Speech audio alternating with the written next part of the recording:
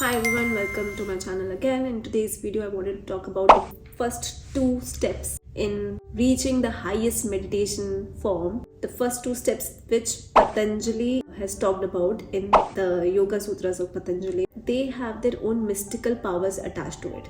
You will not believe this, but it happens. Once you practice it, you'll understand how powerful yogic practices are.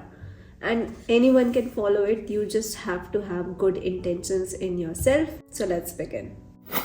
So let's talk about what are yama and what are niyama. So these are essentially ethical and personal guidelines which one can follow for a more harmonious, more peaceful and a more balanced life. Not only that, if you are someone who's a spiritual aspirant, these are the guidelines which will help you a lot in your spiritual journey. And whenever you think you are not able to maintain your high vibration in life, it means you're doing some of these things wrong. And I'll tell you how you can come back to your higher energy once you follow these practices. It's a transformational journey for sure. I'm sure you would love it when you'll start practicing it. हो सकता है थोड़ा ऐसा लगे कि क्या बकवास बात है, ये तो सबको पता है. But when it comes to following, it's very difficult. It's the most difficult thing to follow on earth is being a good person. I'm no perfect. I don't want to claim that I am perfect or I am a very good person, but this is something which I practice every day to get back my energy. And I feel the moment I practice this, I feel more alive and I feel that I'm in harmony with myself and the surroundings. So let's begin by understanding what are yamas and niyamas. So yama is the first step. Yama means it's the principle or guidelines which are required from all of us. It's the relationship that you maintain with the outside world. Niyamas are something which you create within yourself. So let's talk about 5 yamas and their respective mystical powers. First yama is being non-violent, ahimsa. Now you'll think हम तो non-violent है, हम तो किसी के साथ कुछ गलत नहीं करते, but क्या हम actually में हैं? Do we really don't speak of ill things? Do we really don't think about ill things? All these things become a part of first step of Yoga Sutras of Patanjali, which is yama. And the first step itself is very difficult to follow. That's why a lot of people fail. When they want to meditate, they are not able to. Let's say there's someone who is talking to us and the person started to abuse us. How would we react? So the first instant we will be taken aback, and then maybe we'll start to think if it's okay for us to abuse him right back, or is that person more powerful than us. Then we'll just start abusing within ourselves, within our mind. This is violence. Even if the other person is being violent to us, how can we maintain the energy that we have within us intact? Can we be non-violent even in the most violent situations? And I know a lot of people think कि हमारे साथ कुछ गलत कर रहा है कोई, तो हम थोड़ी ना उसको सहेंगे. Yes, we should take action like Arjuna did in Mahabharata, and that's why the whole Gita was written. That Gita was written because Shri Krishna wanted Arjuna to fight. We should fight.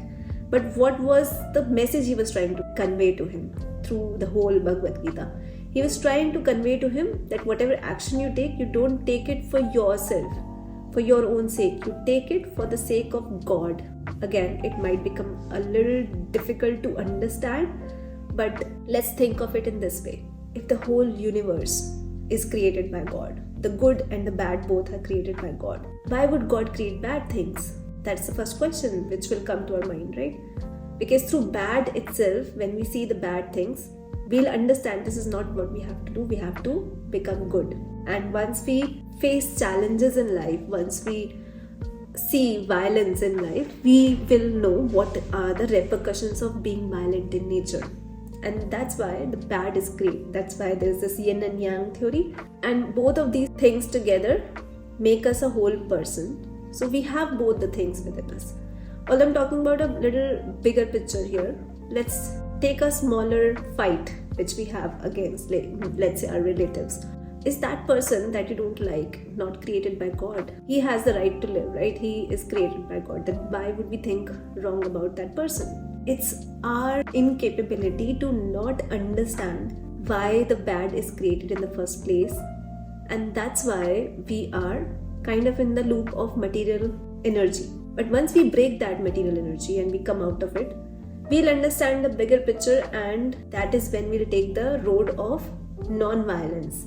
The only difference between Arjun before listening to Bhagavad Gita and after listening to Bhagavad Gita was that he was completely transformed from within. Earlier, he wanted to fight the war. After he learnt about the Gyan that Sri Krishna gave to him, which made him transcendental in nature, he realized that whatever he is doing is created by God. But what does God want from him? God wants from him to be able to purify himself, to do his duty without attachment to the results, and surrender everything, whatever he is doing, for the will of God, but still do his duty without being attached to his actions. This is a very deep lesson, but when you understand a little bit of it and you start practicing in your life, that is when you become non-violent in nature. And that is the first step itself in Yoga Sutras of Patanjali, most difficult one, I feel. A lot of people think that we are non-violent, but no, we need a lot of work on ourselves.